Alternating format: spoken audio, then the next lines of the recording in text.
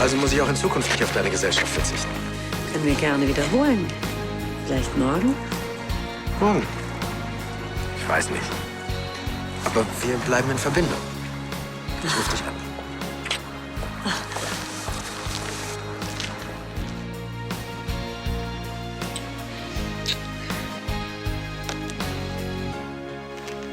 Willst du meine Frau werden?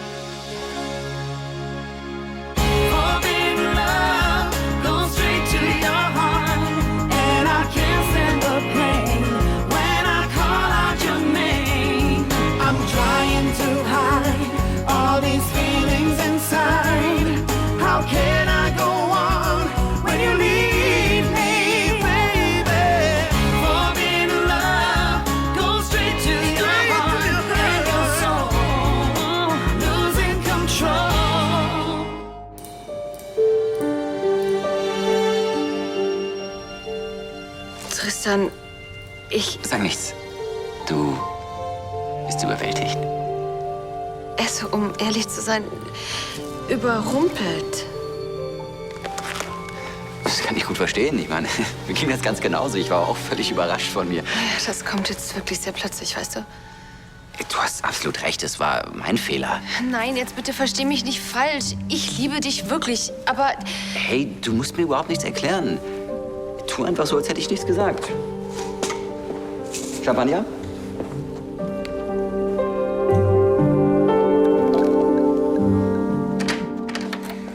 Was ist denn das für ein Schnelltest, wenn wir das Ergebnis erst morgen früh haben? Der Schwangerschaftstest dauert noch 5 Minuten. Aber morgens ist die Hormonkonzentration am höchsten und somit das Ergebnis am sichersten. Wir könnten auch den Tierarzt anrufen, der unsere Zuchtstuten schaltet, ob sie schwanger sind. Der würde auch heute noch vorbeikommen, wenn wir das wollen. Du hast echt. Nicht so ungeduldig. Ich will halt endlich Vater werden. Das wird den Geburtstermin auch nicht nach hinten verschieben.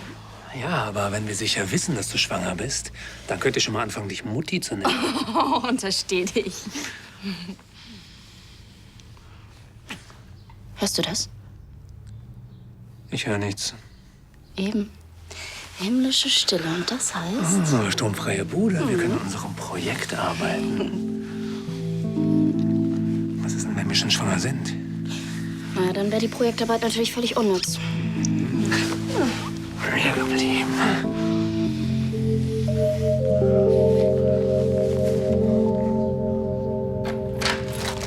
Berlin! Berlin! Wir fahren nach Berlin! Oh! Hey, das Sofa ist noch unschuldig. Könnt ihr nicht die Schuhe dabei ausziehen? Eigentlich wollte ich mit Vivian ja heute Fußball gucken, aber wenn ihr lieber vor uns trippen wollt... Danke, gerne. Ein andermal. An Vivian habe ich gar nicht mehr gedacht. Ich bringe ihr heute nämlich alle Fangesänge bei, die ich kenne. Könnte halt so ein bisschen lauter werden. Super. Großartig. Vivian, geht gleich los! Rossmann da platziert hat. Ich habe eine bessere Idee. Jetzt setzt Rossmann hart mit der rechten und setzt gleich nach. Hier sind wir aber ungestört. Warum flüsterst du dann? Weiß ich nicht. Wahrscheinlich, weil mir der Schreck über das Schlossgespenst noch in den Gliedern sitzt. Die Plastiktüte bei der Stehlampe, dann bist du noch fast in den Farbeimer. Warum sagt mir auch keiner, dass wir unsere Suite auch jetzt schon renovieren? Es ist sowieso viel romantischer als auf dem Schloss. Das stimmt.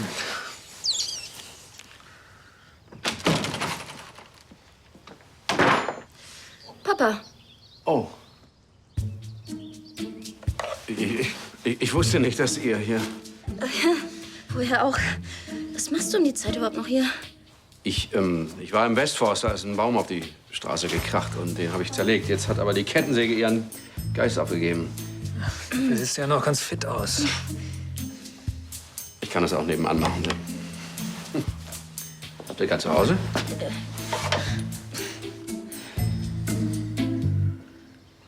Na, das ist ja gerade noch mal gut gegangen.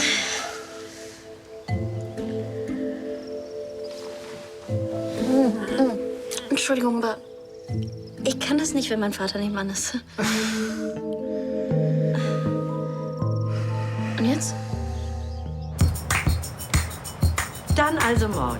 Wunderbar, einen schönen Abend für Sie. Der Mann vom Gewerbeaufsichtsamt. wollte heute noch vorbeikommen, aber das hätte mir natürlich gar nicht gepasst. Wann bist du überhaupt rangegangen? Du hast vorhin noch groß getönt, dass du heute nicht mehr ans Telefon gehst und auf keinen Fall vor die Tür. Eine Chefin ist quasi immer im Dienst. Wahre Worte. Aber jetzt kommen wir zum gemütlichen Teil des Abends. Ja, und machen uns noch schöner, als wir sowieso schon sind. Geht das? Das Ach, Ollchen, manchmal ist es doch einfach am schönsten zu Hause, ha? Also hoffentlich nicht schon wieder dieser Typ. Warum lässt du es denn nicht einfach klingeln? Er kann dir doch auf die Mailbox quatschen. Dann kann ich ihm nicht die Meinung geigen. Ja, bitte. Charlie, ich bin's. Ich störe, oder? Ricardo. Nein, du störst mich nie. Um ehrlich zu sein, habe ich gerade das langweiligste Buch meines Lebens weggelegt. Und ich sitze im besten Restaurant der Stadt und langweile mich, weil die charmante Chefin leider nicht da ist. Was denn du? Bist du im Schneiders? Das trifft sich gut. Ich wollte sowieso gleich noch mal nach dem Rechten sehen. In 20 Minuten. Hast du noch so lange? Aber sicher. Du gehörst zu der Sorte Frau, auf die man mit Vergnügen wartet. Das hätte ich gerne schriftlich. Also bis dann.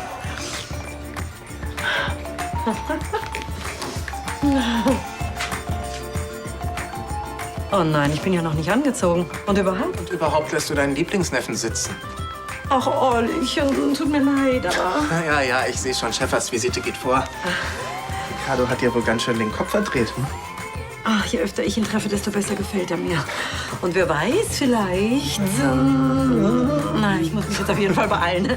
Nimm dir zu trinken, ja? Ja.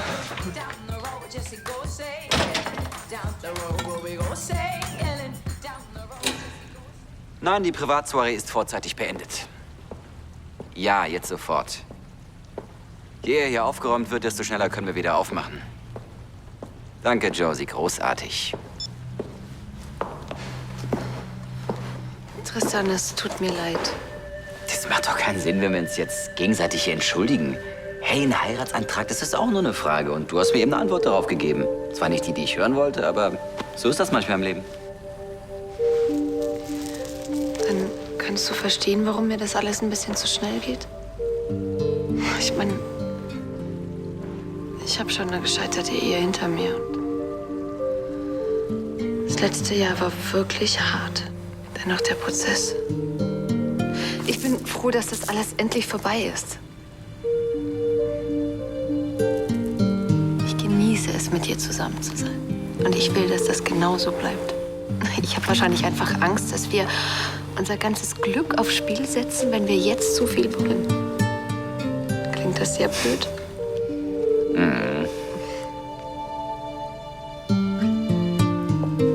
Gib mir einfach ein Zeichen, wenn du soweit bist. Und bis dahin lassen wir alles weitere auf uns zukommen. Komm, wir fahren nach Hause. Rebecca, ich hatte heute echt einen harten Tag, ja? 3 Pferde am Anzeichen von der Kolik gezeigt. Ja, gerade nach solchen Tagen muss man sich was gönnen. Komm, lass uns irgendwo was trinken gehen und dann tanzen. Welchen Teil von harter Tag hast du jetzt nicht verstanden? Ach bitte, ich habe so große Lust, mich mal wieder so richtig zu amüsieren. Dann willst du ausgerechnet mit mir tanzen. Geht's dir so schlecht? Sag nichts. Marlene? Diese Nacht hat einfach alles verändert. Und ich weiß, dass Marlene genauso empfindet wie ich. Deshalb klammert sie sich jetzt auch an Tristan und tut so, als ob nichts passiert wäre. Du musst einfach Geduld haben. Geduld. Mann, ich habe auch Gefühle. Und ich habe es wirklich satt, dass die ganze Zeit darauf herumgetrampelt wird. Ja, das kann ich gut verstehen. Ihr beide trampelt nämlich auch auf meinen rum. Um genau zu sein, auf meinen Nerven. Wie jetzt? Ihr beide? Hast du etwa mit Marlene gesprochen? Oh, und was hat sie gesagt? Sag mal, glaubst du, Marlene geht mit dir ins Bett und macht sich dann keine Gedanken? Und Fakt ist, sie hat sich für Tristan entschieden. Und damit ist alles gesagt.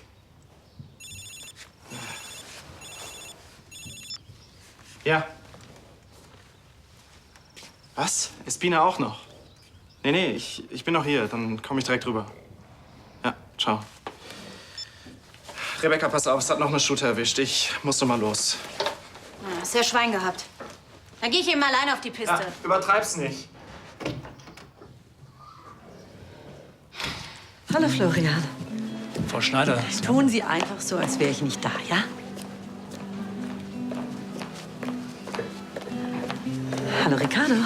Oh, hallo. Schön, dass wir uns noch sehen. Ja, das finde ich auch. Und deswegen habe ich mir erlaubt, das hier zu besorgen, als klitzekleines Dankeschön dafür, dass du mir den Feierabend versüßt. Sind das etwa Mark de Champagner-Trüffel? Ich hoffe, mein Gedächtnis hat mir keinen Streich gespielt. Die sind goldrichtig. Sehr aufmerksam von dir.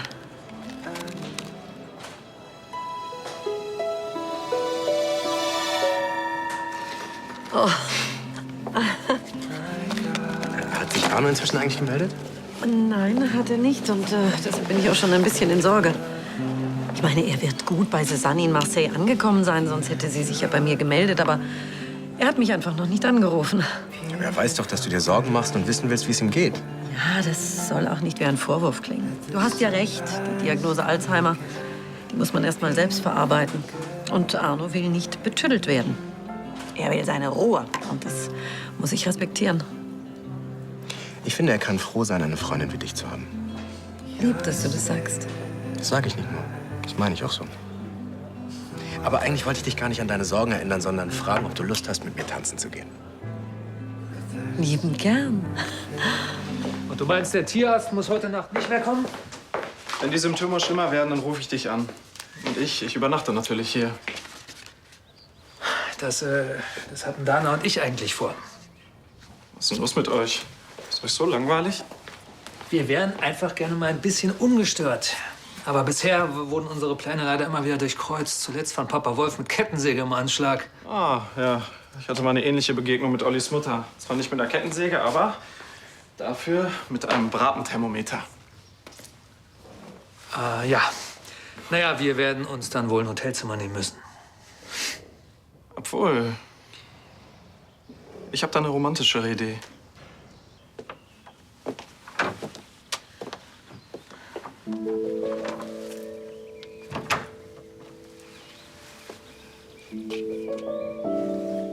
Du, ich glaube, ich lasse mir mal ein Bad ein.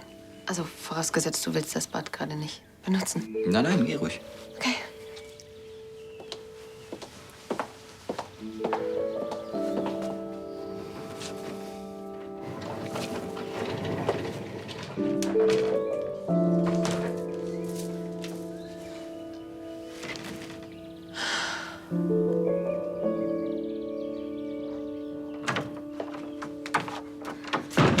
Christian, hey. Ich wollte mir ein Buch ausleihen. Ich dachte, ihr wärt noch in No Limits. Wir sind schon zurück. Oh, ein Bad für zwei? Nein, ich hatte heute schon eine Dusche, eine kalte. Was ist los? Christian, ich bin's, Marlene. Christian, es ist was Furchtbares passiert. Mhm. Ja. Du, bleibst du mal eben dran? Ja.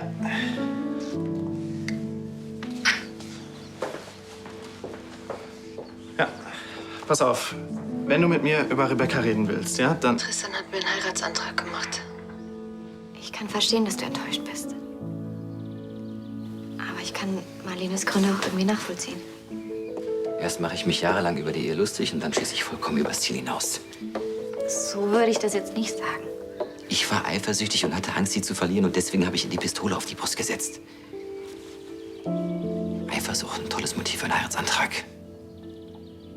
Tristan, du willst sie heiraten, weil du sie liebst. Und als Dank dafür ramme ich ihm ein Messer in die Brust.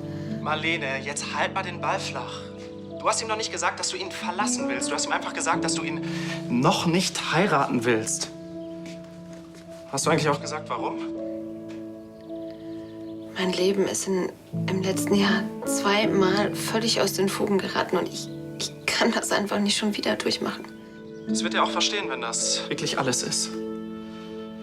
Aber Marlene, wenn das irgendwas mit Rebecca zu tun hat, dann musst du endlich ehrlich zu dir sein.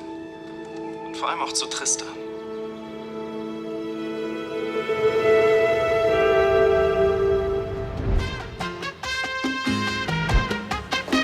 Also, Partystimmung entsteht irgendwo anders. Ich verstehe das gar nicht. Das ist im Moment der angesagteste Laden in Düsseldorf. Aber macht ja nichts, sagen wir mehr Platz zum Tanzen, ne?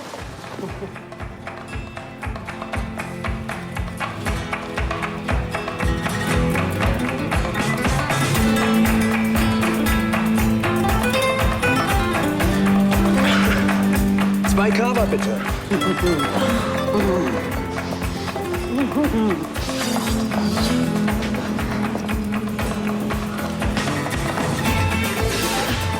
Du tanzt sensationell. Das bist du. Der Mann führt.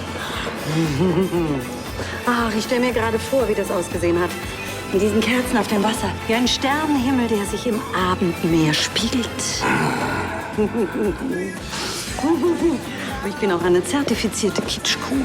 Du bist nicht kitschig, du bist romantisch. Aber das bin ich auch.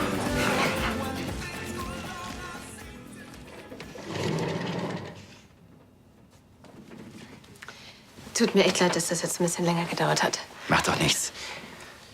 Hast du noch Lust auf einen Schluck Rotwein, dein Lieblingsbordeaux? Ach, hast du den jetzt extra geholt? Das ist wirklich süß von dir. Aber nach dem Bad bin ich jetzt so müde. Weißt du, dass das, glaube ich, mit dem Wein nicht so eine gute Idee ist. Wir müssen jetzt auch keinen trinken. Du musst aber auch nicht wegen mir drauf verzichten. Willst du irgendwas anderes? Danke, weißt du, ich glaube, ich gehe am besten wirklich ins Bett. Sicher. Vor allem tut mir Rebecca leid. Wenn ich dran denke, wie es mir ging, als ich mich damals in dich verliebt habe. Ich weiß nicht mehr, wo vorne und hinten war. Das hat dich ja keiner gezwungen, eine Hilfe umzudrehen. Und Rebecca übrigens auch nicht. Jedenfalls hoffe ich, dass Marlene schneller zu einer Entscheidung findet als du damals. Ich musste mich ja erst krankenhausreif schlagen lassen, bis du endlich eingesehen hast, was Sache ist.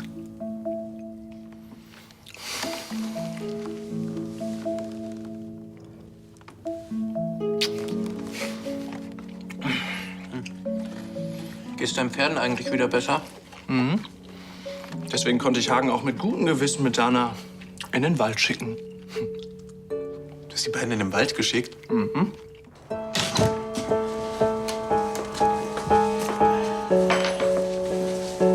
Das war romantisch hier. Hier geht's uns.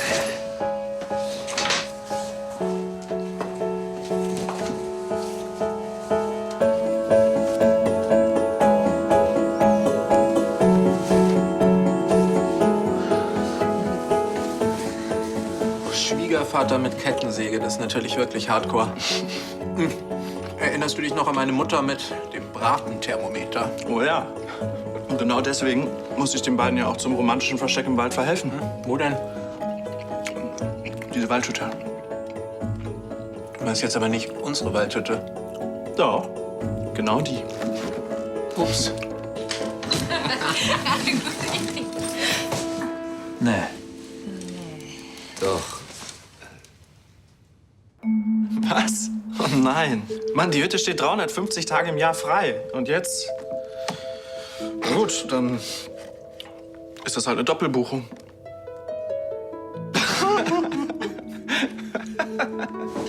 Zufälle gibt's. Das ist kein Zufall, das ist ein Fluch. Wenn wir das gewusst hätten. Ne? Wie seid ihr hier überhaupt reingekommen? Und ihr? Guck mal auf den Tisch. Der Zweitschlüssel sollte entsorgt werden. Den könnt ihr ja gleich wegwerfen, wenn ihr von außen die Tür abgeschlossen habt. Wir. Ihr?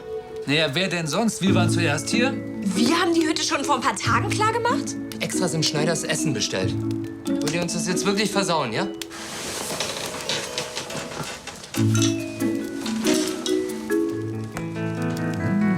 Ihr habt da richtig guten Wein besorgt. Ups. Und wir haben den Korkenzieher. Schweine.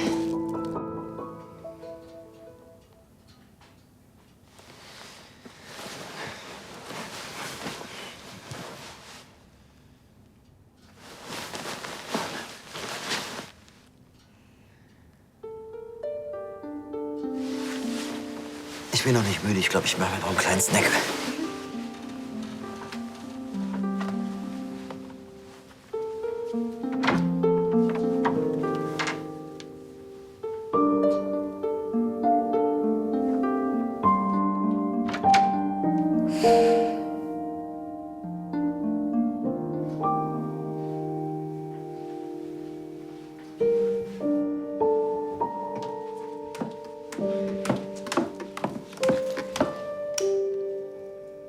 Hallo, Tristan. Hast du aus? Ja, Ist das ein... Du willst Marlene einen Heiratsantrag machen? Schon geschehen. Sie hat abgelehnt.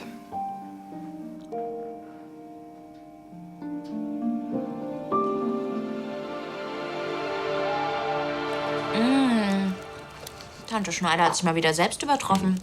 Dabei habe ich ja extra gesagt, sie soll nicht so viel einpacken. Ja, wir würden euch ja was abgeben. Aber wenn ihr Hunger habt, dann seid ihr einfach schneller wieder weg. Musst du eigentlich nicht am Picknick Fahrt doch einfach nach Königsbrunn und plündert den Kühlschrank von Frau Linse. Jessica, da waren wir schon, aber bei uns wird gerade leider renoviert. Warum seid ihr nicht in der WG geblieben? Weil dein Bruder sich mit deiner Tochter gerade mit Fangesängen auf das Fußballspiel heute Abend konzentriert hat. Was?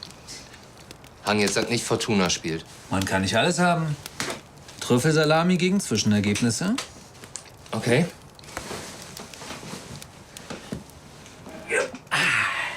Ach so, Pausenstand 1:1.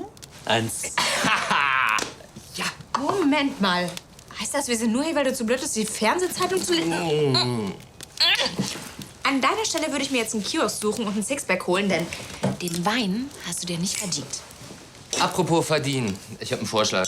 Derjenige, der mir den besten Grund dafür nennen kann, warum er hier in der Hütte bleiben sollte, der verdient nicht nur das Essen, sondern auch die Hütte.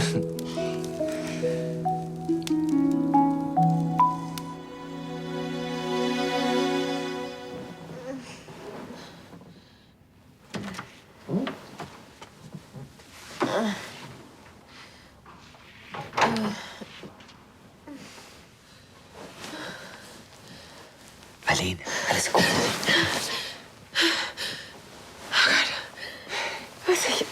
Hey, alles in Ordnung, was du geträumt. Geträumt, ja Gott, ich kann mich gar nicht mehr erinnern. Ist doch auch ganz egal. Kannst du mich einfach ganz festhalten, bitte?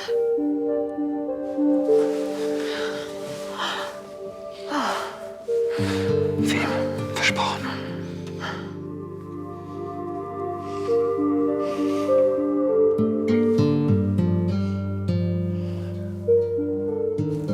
Wir wollten ein Baby machen? Wie romantisch. Ja, wenn wir das geahnt hätten.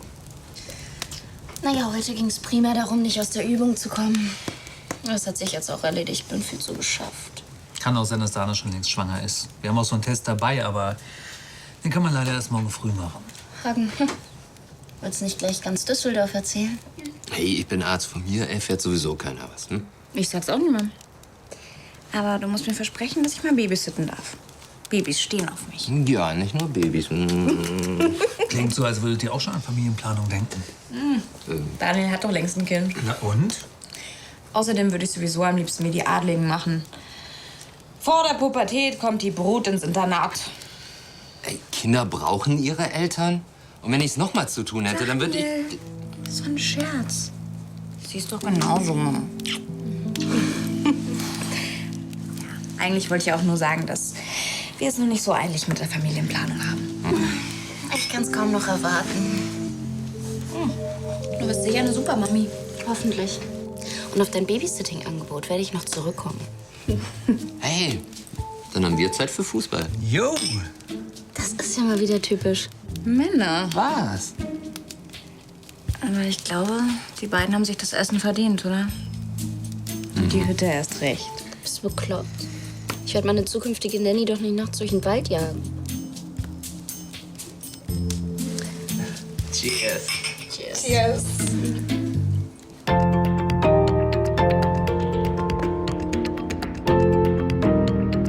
Wenn dieser Termin nicht wäre, hätte ich dich zu gerne zum Friseur begleitet. Bin auch schon wieder fällig. Wieso? Deine Frisur ist perfekt. Das ist ja der Trick, zu gehen, solange sie noch perfekt ist. Oh, danke. Aber sag mal, ist der Grund für deine Eitelkeitsattacke der gestrige Abend mit Ricardo? Ach, es war so schön. Er hat sich sogar gemerkt, welche Lieblingspralinen ich mag.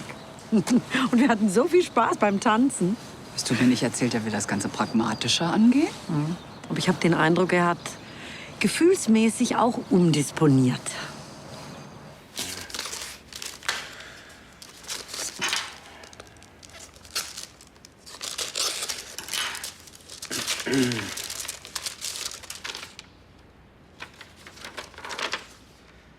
Sehr geehrter Herr Mendes, hiermit teilen wir Ihnen mit, dass Ihre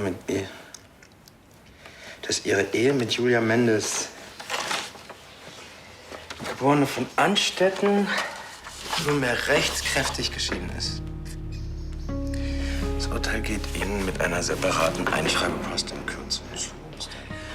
Das Echo der gestrigen Pressekonferenz ist sensationell. Hope ist eine lebensbejahende Hommage an die Designerin. Modeikone Clarissa von Anstetten führt die Firma zurück auf Erfolgskurs. Oh, die Scheidung ist durch. Da wird Julia erleichtert sein. Ja. Ja, freu dich. Du bist ein freier Mann. Das muss gefeiert werden. Tue ich auch. Und bestimmt nicht mit dir. Wie schön. Aber pass bloß auf. Es war nur ein Abend und ein Kuss. Guck doch mal, wie rührend er sich um mich kümmert seit Arnos Alzheimer-Diagnose. Ja, mein Gott, der Mann ist Arzt. Entschuldige. Guten Morgen, Ricardo. Charlie. Ich habe gerade die gute Nachricht bekommen, dass, Moment, ich zitiere, meine Ehe nunmehr rechtskräftig geschieden ist. Das wollte ich feiern und dachte, vielleicht hättest du Zeit und Lust, mit mir im No Limits darauf anzustoßen. Du willst, dass ich mit dir auf deine Scheidung anstoße? Mit dem größten Vergnügen. Das heißt, warte mal. Ich habe einen unaufschiebbaren Termin mit dem Gewerbeaufsichtsamt. Ja, schade. Da kann man wohl nichts machen. Dann bis bald. Ich hoffe, wir sehen uns und einen schönen Tag noch. Ciao. Ein Korb von Charlie Schneider. Das will was heißen.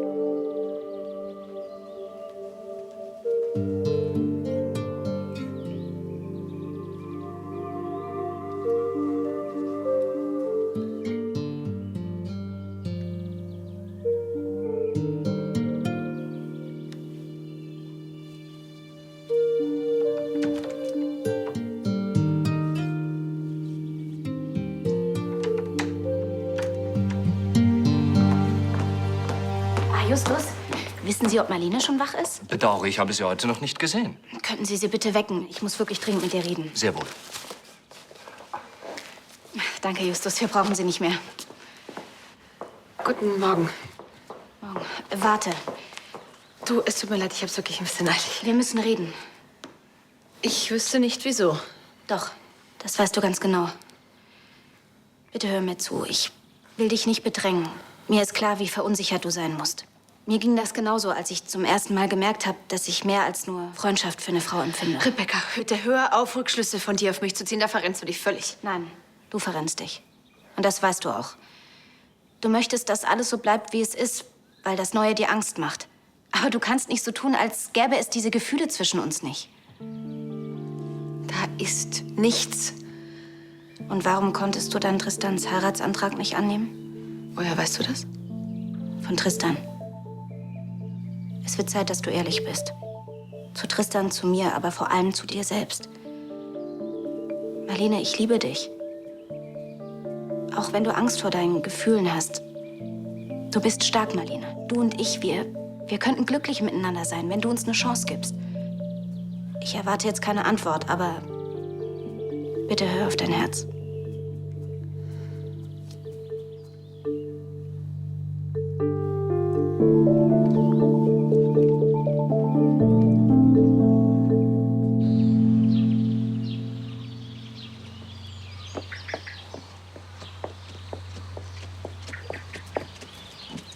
Und, werden wir Vater?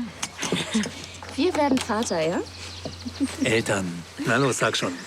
Kriegen wir unseren Jungen? Also erstmal dauert es noch einen Moment. Und zweitens kann der Test nicht das Ergebnis des Geschlechts bestimmen. Außerdem ist es doch egal, was es wird, oder? Hauptsache, wir kriegen ein Baby.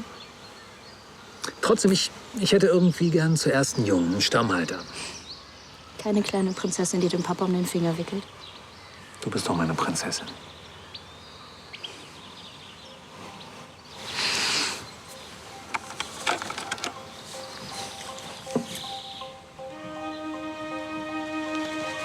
Hey, wir haben fette Beute.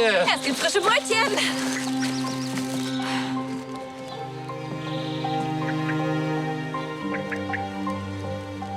Es tut mir leid. Hey, statistisch gesehen dauert es mindestens ein Jahr. Ihr müsst einfach noch ein bisschen dran arbeiten. Und da gibt's ja wohl Schlimmeres. Weißt du, irgendwas geht da nicht mit rechten Dingen zu. Entweder will keiner auf diese Hütte oder die Leute stehen gleich paarweise davor, wie vor der Arche Noah. Charlie, was machst du eigentlich dauernd an meiner Uhr?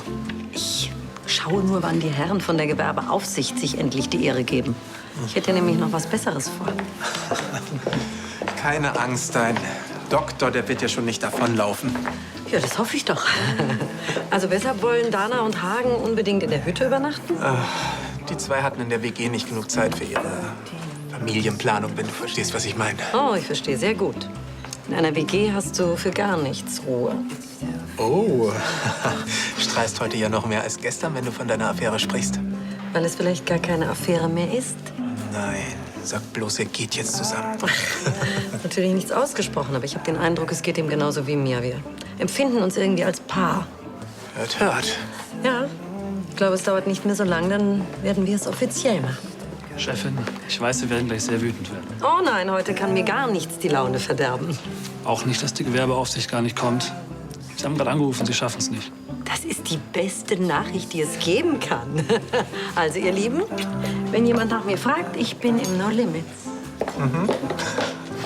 Blattschuss von Amor.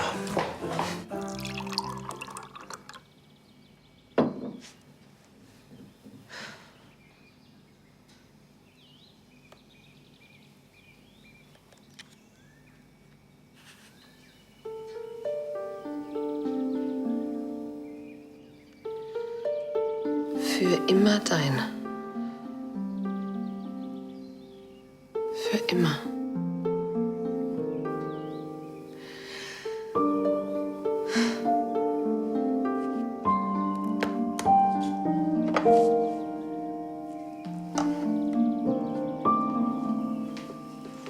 Familie und Kinder. Schon Wahnsinn. Bist du dir sicher, dass du es willst? Also mit allem drum und dran? Absolut. Früher habe ich immer gedacht, ich muss noch ganz viel erleben, bis ich Familie und Kinder will. Und jetzt? Jetzt denke ich, mein Leben fängt erst richtig an, wenn ich Familie habe. Wart mal ab, bis diese Kinder in die Pubertät kommen.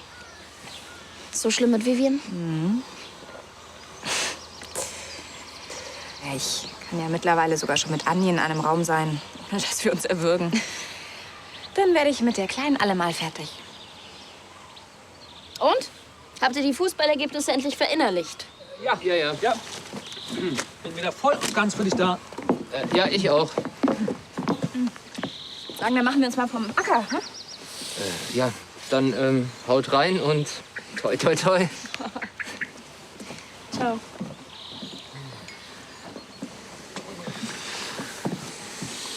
Und jetzt? Heute wird's richtig wild.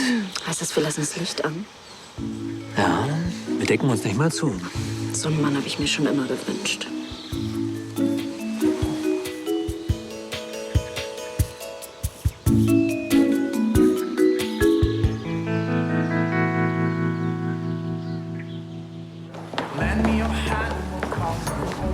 Guten Morgen. Morgen. Haben Sie etwa schon wieder Schicht? Wie spät ist es denn heute Nacht noch geworden? Man hat sich drum gesprochen, dass wir länger geöffnet haben. Und dann? Ja, aber das geht doch nicht. Da müssen Sie mit meinem Neffen, also mit Olli, sprechen. Nach einer Nachtschicht steht Ihnen nicht nur eine 12-stündige Pause zu, das ist sogar gesetzlich vorgeschrieben. Echt? Mhm. Danke für den Hinweis. Ich werde auch Olli nicht verraten, dass ich es von seiner Tante habe. Was kann ich für Sie tun? Ist denn Dr. Mendes da? Wissen Sie, der Herr, mit dem ich gestern schon hier war? Ah, dieser sexy Salsa-Gott? Ja, genau. Es gibt nämlich was zu feiern und ich habe eine Flasche mallorquinischen Dessertwein mitgebracht. Aber keine Sorge, den trinken wir natürlich nicht hier. Von mir aus. Ich habe von Gesetz wegen noch genau 7 Stunden frei. Also, Ihr Doktor ist irgendwo da hinten. Okay, danke. Bitte.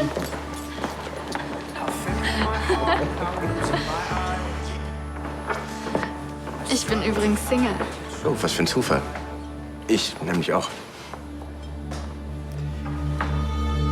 Es tut mir leid. Könnten Sie Frau von Anstetten bitte sagen, dass ich frühestens heute Nachmittag in die Firma kommen kann? Das werde ich ihr dann erklären. Es handelt sich um eine wichtige Privatangelegenheit. Marlene, Ich wollte dich doch überraschen. mit Frühstück am Bett. Nicht nur das. Guck mal. Der Verlobungsring. Ich hoffe, ich habe dich nicht zu sehr verletzt, aber wenn du mich jetzt noch mal fragen würdest, ob ich dich heiraten will. Du meinst, du willst meine Frau werden? Ja, das will ich.